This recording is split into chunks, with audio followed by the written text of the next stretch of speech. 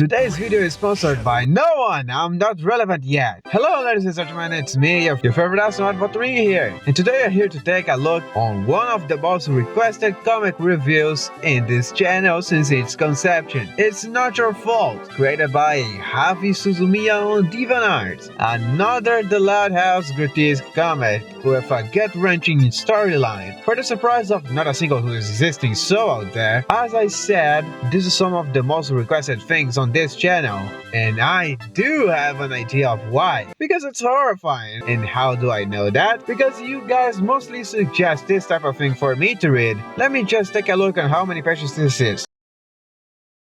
There's no way in hell I'm making a page-to-page of this. The last part of Rewrite the Stars had something about 64 pages if I'm not mistaken, and the video was almost a whole hour long. This is almost the double amount of pages. I don't even want to dream of how many hours this can have. This could take like 2 weeks to be ready. I'm unemployed, not a masochist. Plus, the whole comic has a shit ton of text. Like seriously, I'm going to make this video in a way that it's going to be more practical, to say the least. I'm still going to tell the whole story. You shouldn't have to worry about that, but different from the usual perspective. Not going through every single line of dialogue like I usually do, but rather telling the story in a more different way. Mostly saying just the most important happenings in it, and just the most important dialogues. That or keep you guys waiting for this video for 2 or 3 weeks. I'm pretty sure this is delaying like 1 week already. So yeah, different video format we go, huh? As always, make sure to leave the like, comment and subscribe to help us get 2k subs as soon as possible. And without going any further, let's go to the comic.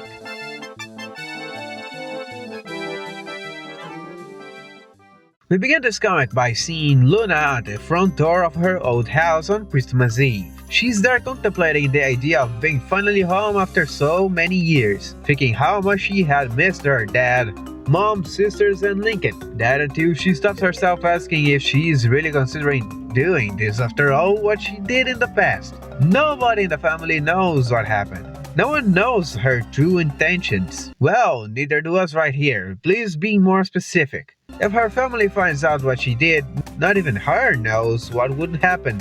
She ends questioning why she went there in the first place. They should be better without her. As a kid shows up at the door, asking for Aunt Luna. And who the shit is she supposed to be? We will find out soon enough. Oh boy, it's not gonna be a good origin story. Who the hell is this girl, by the way? I think he's one of his sisters.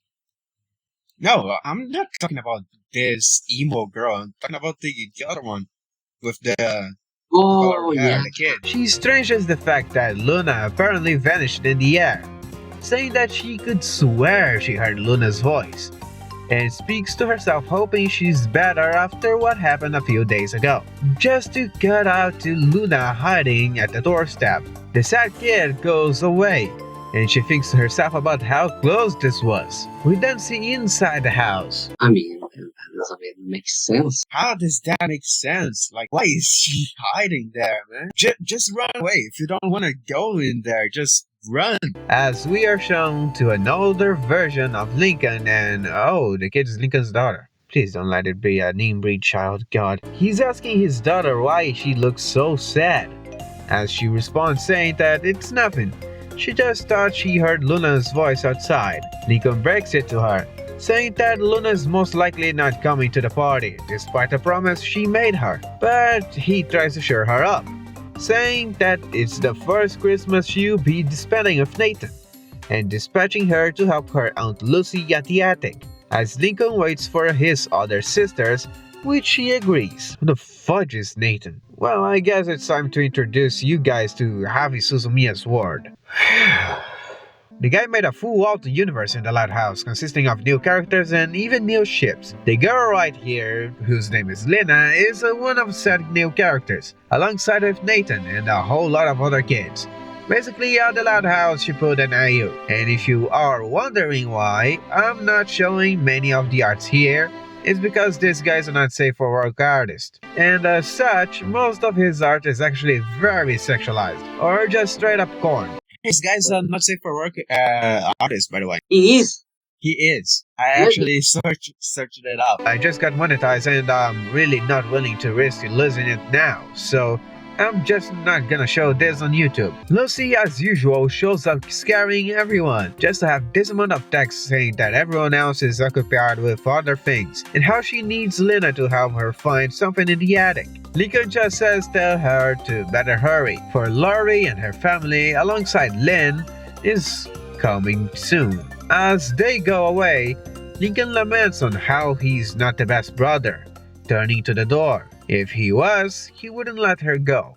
But after 11 years, she decided to return home. 11 years? Gosh, guess you really messed up, huh? Luna is there, carefully listening to the inside and getting shocked by the fact that Lincoln knows she's there, asking what should she do. How about picking a side, huh? Not even 2 minutes ago, you came to the conclusion of leaving, and after almost getting caught, there you are, overhearing the conversation on the inside. She runs away, lamenting the fact that she can't bring herself to show up after so many years. It was a mistake to go there. Lincoln has his own family, and now he's married to Sam? And Lena is his daughter. What the hell happened? She continues to run, shouting in the middle of the street how she ruined her life and asking on how she did that. We are then thrown to 11 years in the past, with Luna introducing Sam as her official girlfriend to her family, saying that that night was supposed to be perfect, and it was, but that same night, her whole world began to fall apart. I'm pretty sure some of those characters in there are stock images. After that, we have some exposition talk, which I don't care, about Sam's family and yada yada yada. There is a lot of text. I don't need to know that much of information. Luna has told us a lot about you. She says that you're a big fan of British culture. Oh my god. She likes the colonies, girl. Oh my god. She likes Muslims, man. No. I didn't mean that. When I was a teenager, my mother, blah, blah, blah, blah, blah, blah, blah, blah, blah, blah. Oh, she has a little brother. I don't care. Dad gets emotional about it, calling it the most beautiful story he has ever made, and pointing out that Luna made a good choice. Lola, I guess this is Lola, it's been a while since the last time I saw anything about the Loudhouse, asks how did they met each other, and more exposition dialogue telling her the story together, and again, I don't care about it. Oh, more expositive dialogue. More Such a convenient. such a convenience. Oh my god, this is so natural to make a storytelling. During dinner, even though all seemed to be going well, for some reason, Luna still felt uncomfortable because she was worried her family would turn the dinner into usual chaos. But the usual troublemakers of the house were making a huge effort to not mess this up so far. But for Luna, this was a time bomb. She needed help, and there was only one person she could trust. Luna panics, having the excuse that she needed to go to the bathroom, speeding to upstairs and sending a message to Lincoln, asking him to go to her room. He goes there, and as he enters the room, asking what she wanted, she questions him if he ever had to give up something he loves, even though things seem to work. Probably not in this universe, but in another one on the other hand. And as he asks what she meant by that, she says that she doesn't know if things with Simon and her can last any longer. Lincoln is surprised by this, asking why she says it, since she seemed very happy during dinner. But she replies saying that she was pretending to be happy. She says that their family is chaos, and that will never change. She noticed how everyone was trying their best to make a good impression, but she doesn't want Sam to think they're a perfect family. Lincoln gives some love advice, saying that love shouldn't be about tolerance, but Luna still's not confident enough, remembering how every boy who got invited into their house rejected their sisters as soon as they saw how their family was. Lincoln then says that he's not the best to talk about romance due to his awful love story, and saying that she should talk to Luan or Laurie about this. But she denies, saying that this is not a matter of love anymore. It's about family, and nobody understands their family as good as him. Lincoln gets it and questions what do they do now, and Luna asks him to keep their sisters away from her relationship, offering a deal. He'll help her with that, and she'll help him to solve his love problems. Lincoln gets convinced by this, and they see what deal with a pinky promise. Back from the flashback, future Luna is babbling something about they making a promise, and how he betrayed her. But suddenly she starts to hallucinate with her brother, telling her that she caused all of this, saying that apparently she forgotten what happened 11 years ago. She is the reason why he and Sam are. I'm sorry? What the hell just happened 11 years ago? You are the reason why I had a daughter when I was still a kid. Oh, what? Do you mind explaining that, mister? Luna starts to break down, mentally, not literally dancing, yelling to the hallucination to shut up, as we are brought to another flashback again! We see Luna's friend and girlfriend, at the time apparently, trying to bring Luna back to Earth as she is daydreaming, saying that she was thinking about something and lost track of time. But Matzy, Metzi or Mezzi? Matsy. I think it's Matsy. I think it's Matsy. Yeah, like from the same logic of how pizza is spelled, so Metzi. yeah, for the same logic of pizza, Matzy, yeah. She's talking about Luna, thinking about the date she had with Sam last night, wanting to know everything. Sam says that the date was nice, which Matzy doubts, but Luna confirms it and clarifies, saying that she was thinking about a conversation she had with her brother. And Matzy finally buys it and say that now that they are a couple, it doesn't mean that they should be distracted from what is really important. Showing a festival page on the internet about a rock parade being in Royal Woods. Both Sam and Luna get excited about this, until they realize that they are both broke and don't have the money to buy the tickets. But Matzy reassures to leave it to her. Sam and Luna questions what she meant by that. But first, they're going to eat something. At a restaurant, Matzy says that their band deserves a lot more, and buying tickets is not the only way to be part of the festival. Why watch from the crowd when this is the opportunity they were waiting to shine, since the festival has a category for beginners like them? Luna gets the hint, and Matzy reveals that they must participate at the Battle of Bands. Luna and Sam are distressed, saying that they're not ready for this, since the band has barely a month since its conception, and don't even have enough songs or proper name yet. But Matzy replies, saying that the name is Royal Theory, but she also says that this is provisory, since they just needed that name for their registration form. Both questions what she means by registration form, and Matzy only answers it by saying that soon they will know. Luna questions what did she do, and Matzy tries to play stupid, but as soon as Luna confronts her again, she admits to inscribe their band to the contacts and uploaded their first demo to their sites. Both Sam and Luna get understandably shocked by this. Matzy tries to brush it off, saying that they still have a month to practice and write some new songs, giving her a word that everything will be alright, and Luna passes out. As Sam and Matzy try to wake her up, we are suddenly thrown back to the present as Luna wakes up right in front of the school. Now wait a damn minute. Okay, what? What?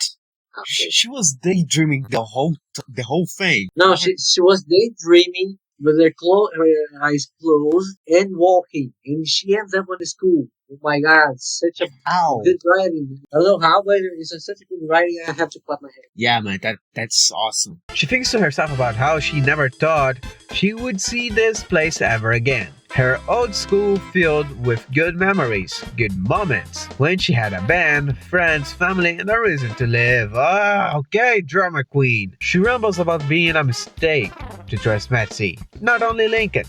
Because of her, their dream is over. Their band was not ready.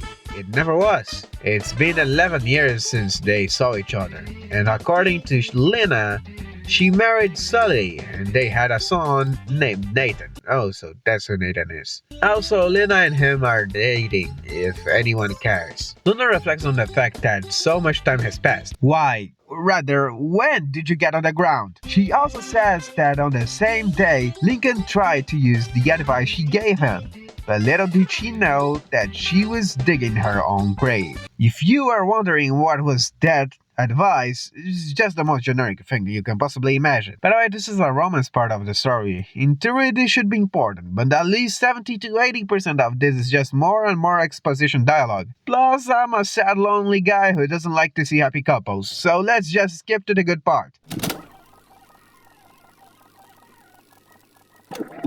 Mind you, this whole scene took 8 pages long, of nothing but uninteresting and exposition dialogue. I'm in no place to talk, but I really doubt that any natural conversation would consist of such dialogues. By the way, the crew catches on the couple kissing in their halls. They try to hide the fact that they just got caught kissing in the hall by their friends, but they just don't buy it. Lincoln tries to apologize for breaking an agreement they had of not falling in love with Stella, the girl, if it isn't obvious. But they don't even care about it. They were mad for him not telling them at all, for they would have helped him with love advice. Both of them get shocked upon hearing this, and the guys just say that things change. They're all onto other girls, which makes Lincoln relieved. But on the other hand, Mr. Peanut Head Clown Hair doesn't really seem that happy about that. And all of a sudden, Lincoln receives a call from Laurie, telling him what happened to Luna, and how's there no one to take care of her, since she needs to leave to get an important test, and all of the other sisters are nowhere to be found, just like their parents. How convenient. He says his goodbyes as he flees in a hurry for his home. Stella tells him to call her later, and Jelly Chopped Guy says that he's not gonna be calling anyone, but disguises when asked about what he just said. As Lincoln gets home, Laurie immediately leaves and tells him that Luna is in her room sleeping, and when he comes there to check on her, he sees Sam. Sam begins to explain what happened, telling Lincoln all of that contest drama, but apparently they now can't just leave the contest, for if they do, they won't be able to be part of it ever again. Lincoln brings the convo to the outside of the room, and when they are in the living room, they begin to discuss what are their options now. What do you mean we? Yeah. You are not part of the band. You're not a part of the band. You're not one of the boys, bro. You're not one of the boys. You're not one of us, bro. Thinks he's on the team. They don't have any songs, just some covers, and the music they had made to convince the principal to maintain the music club was the one that Matsy used to enroll them. I am almost sure this is an episode plot. This is like way too convincing, way too convenient The story, to be made the up. story's pretty.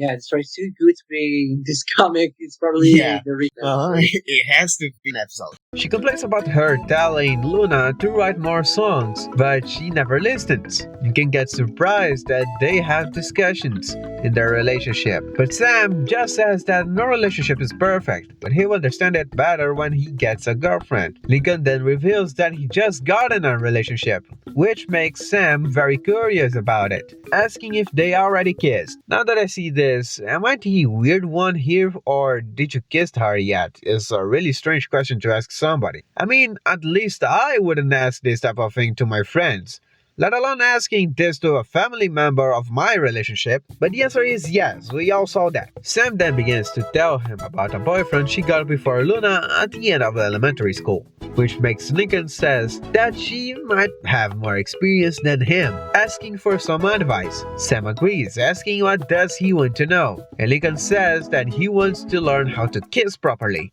as Sam says to leave it to her, and Luna finally wakes up. She makes it out of her bed, looking for her girlfriend, as she hears some very suspicious sounds coming from downstairs, leading to a shocking view. Lincoln is kissing a vampire. By the way, a vampire bust. He's kissing a vampire bust. Luna, of course, gets confused. Lincoln explains that Sam was just teaching him how to properly kiss a girl, which Luna understands quite well, but still, she is mad about what Matsey did, saying that she needs to have a serious talk with her. That until Sam comes along saying that she and Lincoln talked about that, and they come to the conclusion that they should participate. Luna immediately disagrees, for the festival is just 1 month away, but Sam says that this is a great opportunity since they can get international recognition, though Luna makes the point that if they fail, they'll only make a fool of themselves. Sam then appeals to them emotional talking about a certain... It's young Luna proposing to them to have a band together, I don't care. She then says that she's just too scared, but Sam finally convinces her to do it, since it's a lifetime opportunity. Luna finally seizes, agreeing in participating on that stupid contest. Lincoln swears that as the band manager, he'll do his best to help them, and Luna thanks him, calling him the best brother she could ever wish for. Words that echoes in her mind as we are again thrown into the present, where Lena and Lucy are still at the attic, searching for the mysterious object that Lucy wants so bad. Oh, it's that vampire bust. Man, that thing has seen so much already. Lena is still searching, and eventually she finds the remnants of an old broken guitar. She asks Lucy about what is that, and as Lucy sees it and recognizes it, she tries dismissing it by saying that it is just trash. But Lena doesn't buy it, saying that now she knows the truth. But she wants to know what our family hid it from her. Lucy denies saying anything to her, but she insists. Lucy then tells her that her dad made all of the sisters swear not to tell her about what happened 11 years ago. But she asks about what are they trying to hide from her. The fact that she has an aunt named Luna, that she was the cause of her to leave the house, the guitar's proof, and it is what gives her reason. Lucy then proceeds to say that things are a lot more delicate than that. None of them ever imagined that Luna would come back after 11 years. But Lena interrupts, saying that she did, and she told her that she was the cause of the family falling apart. She told her everything when they met her for the first time a few days ago. Lucy then says that she's sorry she had to hear all that. They hid it because they thought it would be better for her to never know what really happened. And Lena says that she wants to know Lucy's version of the story about what happened 11 years ago. But when Lucy tries to deny it, Lena threatens to break the bust she found next to the guitar. Meanwhile, Lena is walking alone at her old school, talking about how everything stays the same after so many years. Even the window that's easy to open until she reaches the music room. It's crazy to me how many people can just enter schools in the United States. They can't. This is a lie. They can't. Many shows make mistakes on that because the schools you cannot just easily enter. She talks to herself about the memories she had in the place, saying that this was the place she and Sam had the first kiss, just for the hallucination of Lincoln show up again, saying how she never scored. Luna tells him to shut up, but he replies saying that he is what she wants him to be. She sees him as the villain who stole her girlfriend and ruined her life, but he mentions that the fault is also hers, telling her to remember what she did to Sam a few days before the festival. When they became friends, Sam asked her for a favor, though during a discussion, Luna used it as a weapon. Said favor was to never mention her father, but fortunately, he was there to save the day. And then we began to spiral into another flashback. She almost said the thing here, damn it! We're then thrown back to a scene where Luna and Sam are at the school together, with Sam telling her that they need to go before it starts to rain, for they will meet up at Metsy's place to practice. But Luna dismisses her rudely, saying that she needs to finish the lyrics of their second song they will play at the weekend. Sam gets sad the way Luna treated her, but the moment is soon enough cut short with Metsy entering the room announcing a change of plans, for the rain is too heavy. They are practicing at the school music room, but Luna says that she doesn't plan to go. Metsy gets upset, for they haven't been able to practice enough because of the exams they had. Luna then responds that she's the only one who knows how to write songs there. She needs privacy to work on it. Metsy then says that she can finish tomorrow, for they can practice without her, but she denies once again. Sam tries to piece things out, suggesting that they can go at Luna's place tomorrow and practice until nightfall. But then Luna drops a bomb, asking if Sam really wants to practice, or just waste time with her brother. Ooh, drama! That's a T1. Where's the popcorn? Oh, Excuse me? oh, you know what I'm talking. You! Sam gets confused, but Luna says that she knows exactly what she's talking about. Since she taught him to kiss, they have become very good friends. She's not blind nor stupid, so she shouldn't try to pretend she doesn't know anything. Instead of practicing with them, all she's done is play with Lincoln, and she asks what is going on between them. Is there something she should know? Is there something I should know? Tell me. Tell me now, Sam. Where are my eyebrows, Sam? Tell me. Sam reasonably crashes, saying that he's only 11. Keep that in mind. And asking why she would be interested in flirting with an 11-year-old while being her girlfriend. But Luna responds, "What do you mean that's not an excuse? That's a pretty valid one, I might add." Sam then tells Luna that she's being paranoid. All that about the festival is stressing her and she understands it, but that's just stupid. Oh, poor Sam.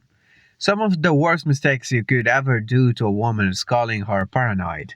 Luna then says that she's not paranoid, for she knows what she's seen and they can't hide it from her.